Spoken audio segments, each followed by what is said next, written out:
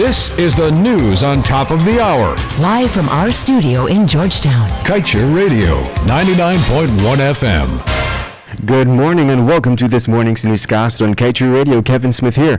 These are the top stories we're tracking. Exxon's flaring this year equivalent to the removal of 1.6 million acres of forest.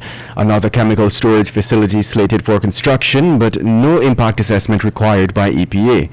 Myers to act as CEO as Lowenfield off on more than 140 days leave, and father who killed children loses appeal to reduce 30-year sentence. Stay tuned to stay informed. Reset, renew, and refresh with Harris Paints. Shop now and get 10% off select Ultima Plus paints. When you spend over $10,000, dip to win accessories and your share of $325,000 in cash. You can also win the grand prizes of 2-bedroom makeovers with free color consultation and a vanity, or a living room makeover with free color consultation and a 40-inch smart TV. Reset, renew, and refresh with Harris Paints. To change your world, Christmas with Harris. Kaiser Radio, keeping you informed. Demerara and Essequibo 99.1 FM. Burbies 99.5 FM. Kaiser Radio. And now for the news in detail. Just 2 days ago, ExxonMobil announced that it had ceased its significant flaring of toxic natural gas at its Liza Phase 1 operations, its first commercial investment offshore of Guyana. This development followed after Exxon, which prides itself on being an effective manager of emissions, failed to mitigate flaring at Liza 1 for 1 year. Recent details from the EPA now show that in that same year, ExxonMobil would have flared 11.4 billion cubic feet of gas per day, equivalent to the removal of 1.6 million acres of forest. In simpler terms, this means that Exxon flared toxic natural gas that could have been offset by a forest the size of Region 2. Yesterday, Acting Director of the EPA, Sharifa Razak, in a report indicated that as of December 15th, the total volume of gas flared from the Liza 1 operation was 12.429 billion of standard cubic feet of gas. Meanwhile, the EPA is once again not requiring an environmental impact assessment be conducted for the construction and operation of another chemical storage facility. In this instant, the proposed project, construction of a hazardous material storage facility, is expected to be undertaken by John Finance Limited at Plantation Fairfield, Maikoni, on the east coast of Demerara. An assessment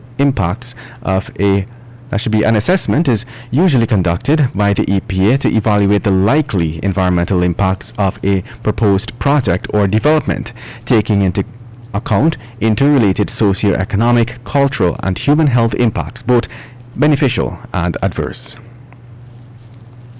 And now let's tell you, controversial GCOM Deputy CEO Roxanne Myers will assume the duties of CEO as Keith Lowenfield proceeds on annual leave. GCOM sought to clear up the misconception that Lowenfield was ordered to proceed on leave by the chair, Claudette Singh, as was previously reported. The commission said that Lowenfield applied last September 1st for his accumulative 2016 to 2019 annual leave, totaling 146 days. GCOM said that Lowenfield's request was approved by the chairperson and his leave commenced on September 7th. Lowenfield is due back to work on January 30th next year. And now let's tell you, John Blanchard, the Soesdijk East Bank Demerara man who was convicted in 2016 for hacking his 3 children to death while they slept, has lost his bid to appeal the severity of his sentence. Blanchard was sentenced to 30 years imprisonment by Justice Joanne Barlow following an appearance at the High Court in 2016. He had admitted that he fatally chopped and stabbed his 3 young children, 6-year-old Joy, 10-year-old Balika, and 4-year-old Daniel. The incident occurred on October 11th, 2011. And moving on. Yesterday, 4 days after the motionless body of a Cummings Lodge woman was discovered naked in her 8th Street South Cummings Lodge, East Coast Demerara home, the accused 47-year-old Ravindra Ramdeen made his first court appearance and was remanded to prison. Ramdeen, who was unrepresented, was not required to plead to the indictable charge, which alleged that last December 10th he murdered Marlene Singh during the occurrence of a rape. Police prosecutor Thornhill asked the court for 2 months to complete the file, and the matter was adjourned to February 1st, 2021 for report. In other news, a gold miner's right leg was reportedly crushed on Sunday after he was pinned by a forklift at the Aurora Gold Mine site in Region 7. The injured miner, employed with the Chinese company Jijin Mining Group Limited, has been identified as Colin Amberset. One of the miner's colleagues said his right leg appeared to be crushed and they feared that it might have to be amputated. It is understood that all medical expenses were covered by the Jijin Mining Company Limited. An investigation has reportedly been launched into the mishap as well.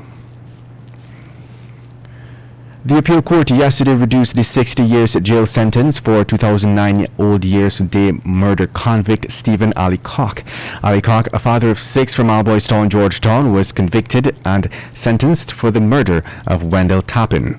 33-year-old Tappan was stabbed on December 31st, 2009 at Hill Street, Alboystown, during an altercation with 3 men. Alcock was implicated as the person who inflicted the fatal stab wound to the victim. The judge noted that after considering the request and arguments for a reduction of the 60-year jail term, the court will grant a reduction to 25 years. And finally, let's tell you the Ministry of Health reported 46 new COVID-19 cases yesterday, increasing the total number of confirmed cases to 6,171.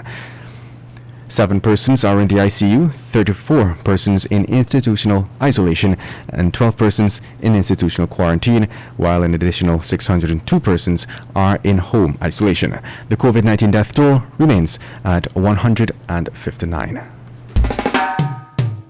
And that's the news of the moment. Remember to get the full details of these stories, pick up a copy of the Kaichur News. And don't forget, you can catch us on the MyTuner app as well as the Radio Garden app. You can also keep up to date by liking our Facebook page at Kaichur Radio and subscribing to our YouTube channel, Kaichur Radio Livestream. Oh, also catch our stream at www.kaichurnewsonline.com/radio.